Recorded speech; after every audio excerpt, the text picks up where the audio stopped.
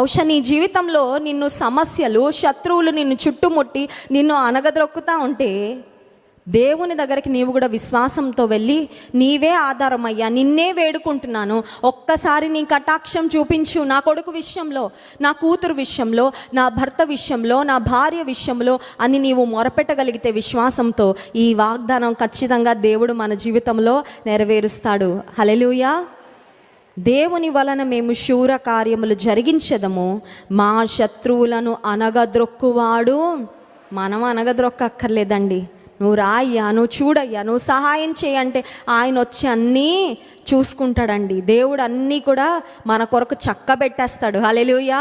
ఆయన చక్కబెడతాడు. కానీ నీకు ఆయనకు అప్పగించుకునే అంత విశ్వాసము ఉందా?